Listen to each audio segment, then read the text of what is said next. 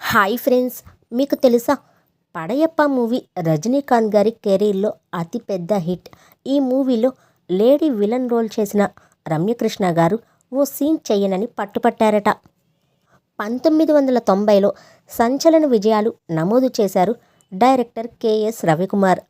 Industry hits ఇచ్చారు. రజనీకాంత్ గారితో ఆయనది సక్సెస్ఫుల్ కాంబినేషన్.